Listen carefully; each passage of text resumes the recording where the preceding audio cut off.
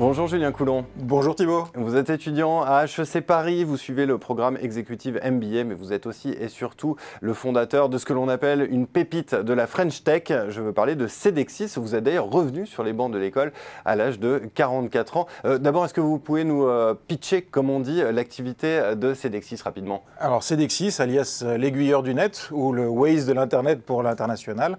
L'idée c'est simple, c'est spécialisé dans la partie immergée de l'iceberg de l'Internet. Donc quand on compare le réseau Internet aux routes et aux autoroutes et au national, c'est assez similaire. Et globalement, on va éviter les bouchons entre un utilisateur et un serveur. Alors comment on fait ça? On transforme chaque utilisateur en sonde de monitoring, on collecte des milliards d'informations, on en crée une cartographie temps réel, un peu comme Waze, savoir où sont les bouchons. On voit les zones qui marchent bien, les zones qui ne marchent pas bien, les moments de la journée qui marchent bien et les moments de la journée qui ne marchent pas bien. Et une fois qu'on a cette information-là, on va résoudre le problème en aiguillant, d'où le surnom les aiguilleurs du net, ou un peu comme si sur Waze, je prenais votre volant, je prends la prochaine sortie pour éviter le bouchon et je vous fais gagner en temps, en disponibilité, en sécurité et en scalabilité pour pouvoir absorber les grands pics de trafic. Et puis on sait notamment que pour les sites d'e-commerce, il y a du business à la clé. Mais hors le produit développé, est-ce qu'il y a par exemple des techniques de management que vous avez développées spécifiquement pour Cedexis qui expliqueraient une partie du succès? Et je vous pose la question parce que dans les précédentes interviews que vous avez accordées, vous dites être focalisé sur l'humain. Oui, on dit toujours les clients d'abord. Alors que dans ma philosophie, c'est l'équipe d'abord. Parce que si l'équipe est bien portante, en forme, motivée, etc., elle sait ce qu'elle a à faire et elle va bien s'occuper des clients. Donc, dans le mode de fonctionnement, je vais vous prendre un exemple sur les commerciaux. 70% des commissions des commerciaux sont des commissions d'équipe.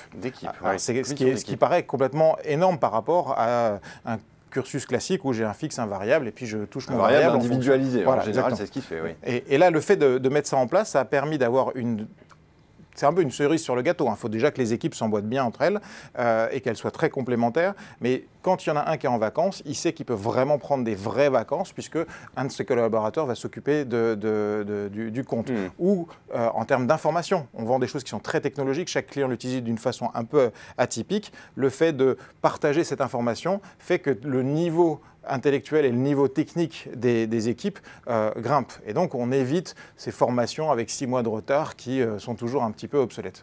Alors, vous avez parlé de l'importance des pièces du puzzle qui s'emboîtent bien. On sait aujourd'hui que ce qui fait le succès d'une entreprise, c'est la politique d'attraction et de rétention de ses talents. Est-ce que là encore, vous avez des techniques spécifiques? Et puis, je vous pose la question parce que je me suis laissé dire que le turnover était relativement faible chez Cedexis.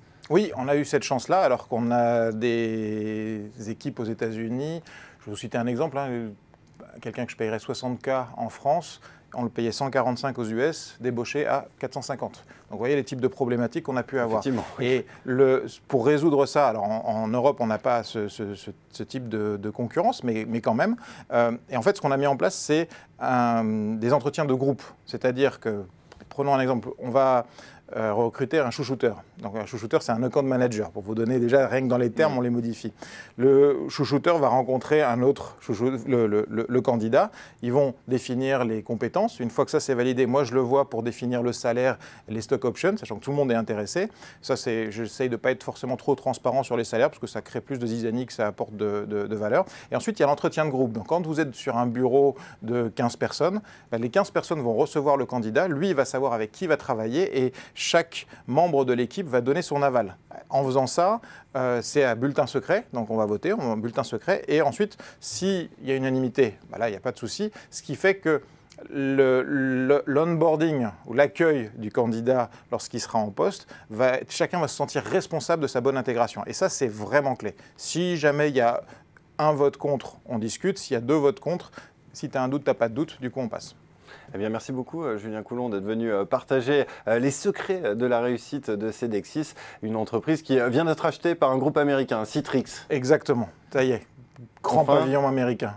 Merci beaucoup, Julien Coulon. Merci à vous.